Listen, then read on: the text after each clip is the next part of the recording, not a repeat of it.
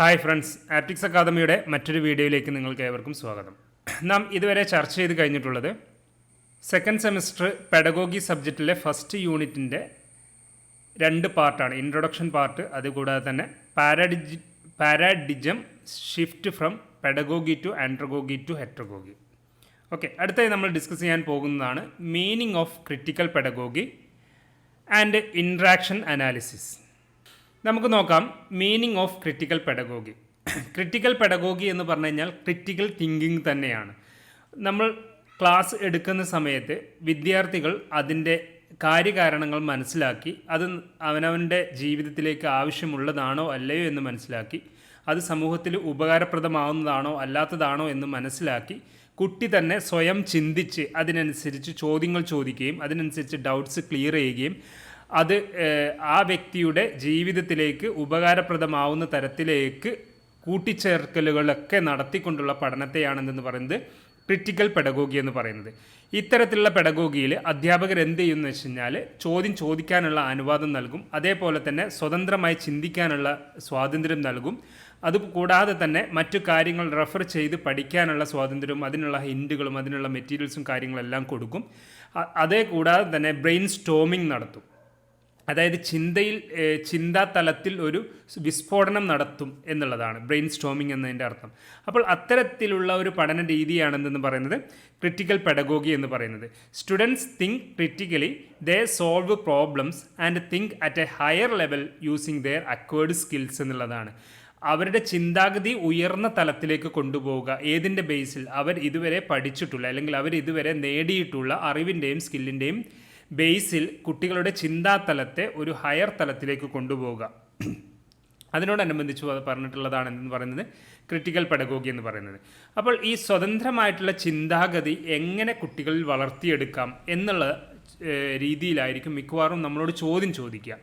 ഈ critical pedagogy വഴി നമ്മുടെ കുട്ടികളിൽ സ്വതന്ത്ര ചിന്താഗതി എങ്ങനെ നമുക്ക് വളർത്തിയെടുക്കാൻ കഴിയും. അപ്പോൾ അതിൽ കുറേ പോയിൻറ്റ്സുകൾ വരുന്നുണ്ട്. അതുകൂടാതെ തന്നെ മറ്റൊരു പോയിൻറ്റ്സ് കൂടി നമുക്കിതിൽ ഉൾപ്പെടുത്തിക്കൊണ്ട് ഈ ഒരു ടോപ്പിക്കുമായി ബന്ധപ്പെടുത്തിക്കൊണ്ട് ചോദ്യം ചോദിച്ചാൽ നമുക്ക് എസ്സേ ആയിട്ട് എഴുതാവുന്നതാണ്. അപ്പോൾ ഫസ്റ്റ് ഒന്ന് കുട്ടികളെ റീഡിങ് നടത്തിക്കുക. അതായത് കുട്ടികളെ കൊണ്ട് വായിക്കാൻ പറയുക. പല പുസ്തകങ്ങളും പല തരത്തിലുള്ള പുസ്തകങ്ങളും അവരുടെ ഇൻട്രസ്റ്റിനനുസരിച്ചുള്ള പുസ്തകങ്ങളൊക്കെ വായിക്കുക. എന്നിട്ട് അവരുടെ ചിന്താ തലങ്ങൾ മാറ്റിക്കൊണ്ടുവരാൻ വേണ്ടി ശ്രമിക്കുക. അടുത്തത് കുട്ടികളോട് ക്വസ്റ്റ്യൻ ചോദിക്കാൻ പ്രേരിപ്പിക്കുക, ചോദ്യങ്ങൾ ചോദിപ്പിക്കുക. കുട്ടികൾ ചോദ്യങ്ങൾ ചോദിക്കുക വഴി കുട്ടികളിൽ പലതരത്തിലുള്ള ചിന്തകൾ, പല ഡിഫറെൻറ്റ് ചിന്തകൾ ഉരുത്തിരിഞ്ഞു വരാൻ സഹായിക്കും. അതുകൂടാതെ തന്നെ ഇൻസ്ട്രക്ടർ അങ്ങോട്ടും ചോദ്യങ്ങൾ ചോദിക്കുക. അതായത് നമ്മളിപ്പം ക്ലാസ് എടുത്തു, എന്തെങ്കിലും ഒരു ഹിൻറ്റുകൾ പറഞ്ഞു അല്ലെങ്കിൽ എന്തെങ്കിലും ഒരു ആശയം പറഞ്ഞു, ആ ആശയം കുട്ടികൾ വ്യക്തമായി തന്നെ ആക്ട് ചെയ്തിട്ടുണ്ടോ അല്ലെങ്കിൽ അത് മനസ്സിലായിട്ടുണ്ടോ എന്ന് അറിയുന്നതിന് വേണ്ടിയിട്ട് കുട്ടികളോട് അങ്ങോട്ട് ചോദ്യങ്ങൾ ചോദിക്കുക. ദെൻ ആർഗ്യുമെൻറ്റേറ്റീവ് എസ്സേസ് എഴുതിപ്പിക്കുക. അതായത് ഡിബേറ്റൊക്കെ പോലുള്ള അല്ലെങ്കിൽ ആർഗ്യുമെൻറ്റേറ്റീവ് എന്ന് പറഞ്ഞു കഴിഞ്ഞാൽ ഒന്നിനെ ഓപ്പോസ് ചെയ്യുന്ന തരത്തിലുള്ള എസ്സേസ് എഴുതിപ്പിക്കുക. അതായത് അനുകൂലിക്കുകയും പ്രതികൂലിക്കുകയും ചെയ്യുന്ന തരത്തിലുള്ള എസ്സേകൾ ഉണ്ടാവും. അപ്പോൾ അതിനെ ആർഗ്യുമെൻറ്റേറ്റീവ് ചെയ്യുന്ന തരത്തിലുള്ള എസ്സേസ് എഴുതിപ്പിക്കുക. അതായത് ക്രിറ്റിസിസം വളർത്തിയെടുക്കുക.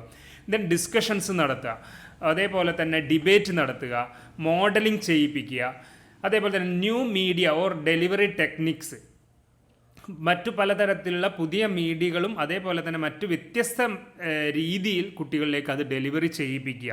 എന്തിനു വേണ്ടിയിട്ടാണ്? നമ്മൾ കുട്ടികൾ പലതരത്തിലുള്ള ചിന്തകൾ, ഒരു വ്യത്യസ്തമായിട്ടുള്ള ചിന്തകൾ, സ്വതന്ത്രമായിട്ടുള്ള ചിന്തകൾ വളർത്തിയെടുക്കുന്നതിന് വേണ്ടിയിട്ടുള്ള ചില ടെക്നിക്സുകളാണ് പറയുന്നത്. കോൺഫറൻസുകൾ നടത്തിക്കുക, അതേപോലെ തന്നെ കേസ് സ്റ്റഡീസ് നടത്തിക്കുക, അതേപോലെ തന്നെ തോട്ട് എക്സ്പെരിമെൻസുകൾ നടത്തുക, അതേപോലെ തന്നെ റോൾ പ്ലേയിങ് ചെയ്യിപ്പിക്കുക. കുട്ടികളെ കൊണ്ട് തന്നെ ഒരു ഡെമോ ചെയ്യിപ്പിക്കുക, റോൾ പ്ലേയിങ് നടത്തിയ ഒരാളുടെ റോള് ഈ കുട്ടിയെ കൊണ്ട് ചെയ്യിപ്പിക്കുക, അല്ലെങ്കിൽ ഒരു വിഭാഗത്തിൻ്റെ റോള് ഈ കുട്ടിയെ കൊണ്ട് അല്ലെങ്കിൽ ഈ ഗ്രൂപ്പിനെ കൊണ്ടൊക്കെ ചെയ്യിപ്പിക്കുക. അതേപോലെ തന്നെ കോൺസെപ്റ്റ് മാപ്പ് നടത്തുക അല്ലെങ്കിൽ ഇമേജറി നടത്തിക്കുക. ഒരു ആശയം നമ്മൾ പറയുന്ന സമയത്ത് ആ ആശയം ആ കുട്ടികളുടെ മനസ്സിൽ ഉദിക്കുന്നുണ്ടോ അല്ലെങ്കിൽ ആ ഒരു പിക്ചർ കുട്ടികളുടെ മനസ്സിൽ ഉദിക്കുന്നുണ്ടോ, ആ ഒരു കോൺസെപ്റ്റ് കുട്ടികളുടെ മനസ്സിൽ ഉദിക്കുന്നുണ്ടോ എന്ന് മനസ്സിലാക്കത്തക്ക രീതിയിലുള്ള ആശയം, കോൺസെപ്റ്റ് മാപ്സ് ഉണ്ടാക്കുക അല്ലെങ്കിൽ ഇമേജറി കുട്ടികളിൽ ഉണ്ടാക്കുക. നമ്മളിപ്പോൾ ഒരു ചെറിയ കുട്ടികളോട് ഒരു JCB എന്ന് പറഞ്ഞു കഴിഞ്ഞാൽ ആ JCB കുട്ടിയുടെ മനസ്സിൽ പിക്ചറൈസ്ഡ് ആയിട്ട് വരും. ഓക്കെ, നിങ്ങളോടൊരു റിവർ എന്ന് പറഞ്ഞു കഴിഞ്ഞാൽ ആ റിവർ നിങ്ങളുടെ മനസ്സിലൊരു ഇമേജറി ഉണ്ടാക്കും. അത്തരത്തിലുള്ള ഒരു കോൺസെപ്റ്റ്സ് മാപ്പ്, അതൊരു ചെറിയ സിമ്പിളായിട്ട് എക്സാമ്പിൾ പറഞ്ഞാണ്. ആശയപരമായിട്ടുള്ള കാര്യമാണ് കോൺസെപ്റ്റ്സ് മാപ്പ് എന്ന് പറയുന്നത്. ഓക്കെ, അപ്പോൾ ഇതാണ് foster independent thinking through critical പെഡഗോഗിയിൽ വരുന്നത്. ഇതാണ് മേജറായിട്ട് നമുക്ക് ഈ ഒരു ക്രിട്ടിക്കൽ പെഡഗോഗിയിൽ വരികയാണെങ്കിൽ സ്വതന്ത്ര ചിന്താഗതി വളർത്തുന്നതിന് ആവശ്യമായിട്ടുള്ള ടെക്നിക്സുകൾ എന്നതിൻ്റെ ഉൾപ്പെടുത്തി നമ്മൾ എഴുതി പിടിപ്പിക്കേണ്ടത്. അതുകൂടാതെ തന്നെ റിട്ടേൺ ഫീഡ്ബാക്കുകൾ നടത്തുക. അതുകൂടാതെ തന്നെ മറ്റൊരു പ്രധാനപ്പെട്ട പോയിൻ്റാണ് ഏതെന്ന് പറയുന്നത് need and implications in teacher education. Need and implications in teacher education. ഈ ഒരു ക്രിട്ടിക്കൽ പെഡഗോഗി നമ്മൾ ടീച്ചർ എഡ്യൂക്കേഷനിലുള്ള ഇംപ്ലിക്കേഷൻസ് എങ്ങനെയാണ്, അതിൻ്റെ ആവശ്യകത എങ്ങനെയാണ് എന്നുള്ളതാണ് പറയുന്നത്. അതിലൊരു 5 സ്റ്റെപ്സിലൂടെയാണ് നമ്മൾ ടെക്സ്റ്റ് ബുക്കിൽ പറഞ്ഞിട്ടുള്ളത്. നിങ്ങൾ വായിച്ചാൽ മനസ്സിലാക്കുന്ന കാര്യമാണ്. ഈ 5 പോയിന്റ്സുകളാണ് അതിൽ ഉൾപ്പെടുത്തി എക്സാമ്പിൾ കോട്ട് ചെയ്ത് എഴുതേണ്ടത്. ഒന്ന്, ചലഞ്ച് യുവർ സെൽഫ്സ്. നമ്മൾ സ്വയമേ തന്നെ ചലഞ്ച് നടത്തുക. ഓരോ കാര്യങ്ങൾ കേൾക്കുക വഴി നമുക്കതിൽ ഒരു ക്രിറ്റിസൈസിങ് മെൻറ്റാലിറ്റി കൊണ്ടുവന്ന് അതിൻ്റെ പോസിറ്റീവ്സും നെഗറ്റീവ്സും ഒക്കെ മനസ്സിലാക്കി അതിനെ ഓവർകം ചെയ്ത് പിന്നെ നല്ലൊരു പോസിറ്റീവിലേക്ക് എത്തിക്കാനുള്ള ഒരു ത്വര നമ്മളിലുണ്ടാവുക. അതായത് challenge your selves, change the class room dynamic, അതേപോലെ തന്നെ പ്രസൻറ്റ് ഓൾട്ടർനേറ്റീവ് വ്യൂസ്. ഓക്കെ, ഒരു കാര്യത്തിൽ തന്നെ സൊല്യൂഷൻ, ഒരു പ്രോബ്ലം സോൾവ് ചെയ്യുന്നതിന് ഡിഫറെൻ്റ് ആയിട്ടുള്ള സൊല്യൂഷൻസ് ഉണ്ടാവും.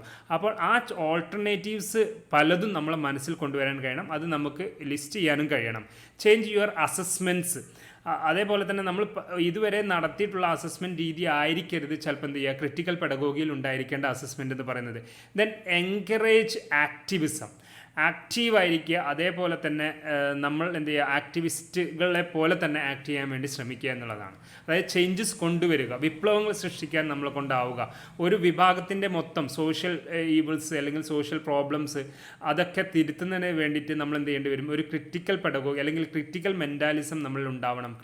ക്രിട്ടിക്കൽ പെഡഗോഗി നമ്മൾ അതിലൂടെ പഠിപ്പിക്കണം. അതായത് പിന്നെ മാർജിനലൈസ്ഡ് ആയിട്ടുള്ള പീപ്പിൾ, അതല്ലെങ്കിൽ പിന്നെ ആ സൗകര്യങ്ങളൊന്നും ലഭിക്കാത്തത്, നീതി ലഭിക്കാത്തവർ, ഇത്തരത്തിലുള്ള ഒരു വിഭാഗം ജനങ്ങളുണ്ടാവും. അപ്പോൾ ആ വിഭാഗം ജനങ്ങൾക്ക് വേണ്ടിയിട്ട് പ്രവർത്തിക്കുന്നതിൻ്റെ ഭാഗമായിക്കൊണ്ടൊക്കെ തന്നെയാണ് എന്ത് വന്നിട്ടുള്ളത്, ക്രിറ്റിസിസം എന്നുള്ള ഒരു ആശയം വന്നിട്ടുള്ളത്. അപ്പോൾ ആ ക്രിറ്റിസിസം എന്നതും ഏതിനോട് അനുബന്ധപ്പെട്ട് വരുന്നതാണ്, ക്രിട്ടിക്കൽ പെഡഗോഗി എന്നതിനോട് അനുബന്ധപ്പെട്ട് വരുന്നതാണ്. അപ്പോൾ ഇവിടെ നമുക്ക് ടീച്ചർ എഡ്യൂക്കേഷനിലുള്ള ഇംപ്ലിക്കേഷൻസ് എങ്ങനെയാണ്, അല്ലെങ്കിൽ അതിൻ്റെ നീഡ് എങ്ങനെയാണ്, അല്ലെങ്കിൽ അതിൻ്റെ 5 സ്റ്റെപ്സുകൾ എന്താണെന്ന് ചോദിച്ചു കഴിഞ്ഞാൽ നമുക്ക് ഈ 5 കാര്യങ്ങൾ ഉൾപ്പെടുത്തിക്കൊണ്ട് നമുക്ക് പറയാൻ പറ്റുന്നതാണ്. ഒന്ന്, challenge your selves, change the class room dynamic, present alternative views, change your assessments, then encourage activism. ഇത്രയുമാണ് ഏതിൽ വരുന്നത്, ക്രിട്ടിക്കൽ പെഡഗോഗിയോട് അനുബന്ധിച്ച് വരുന്നത് മീനിങ് ഓഫ് ക്രിട്ടിക്കൽ പെഡഗോഗി. അതുമായി ബന്ധപ്പെട്ട് need and it's implications in teacher education എന്നുള്ളത്. ഈ ഒരു കാര്യങ്ങളാണ് ഇതിൽ ഉൾപ്പെടുത്തുന്നത്. നെക്സ്റ്റ് ക്ലാസ്സിൽ നമുക്ക് എന്ത് ഉൾപ്പെടുത്താം, ഇൻട്രാക്ഷൻ അനാലിസിസ് ആണ്. അതിൽ പ്രധാനമായിട്ടും 2 ഇൻട്രാക്ഷൻ അനാലിസിസുകളാണ് പറയുന്നത്. ഒന്ന് ഫ്ലണ്ടേഴ്സ് സിസ്റ്റവും പറയുന്നുണ്ട്, ഗാലോവേസ് സിസ്റ്റവും പറയുന്നുണ്ട്. ഓക്കെ, എല്ലാവരും നന്നായി പഠിക്കുക. എല്ലാവർക്കും നന്നായി പഠിക്കാൻ കഴിയട്ടെ എന്ന് ആശംസിക്കുന്നു. Thank you all the very best.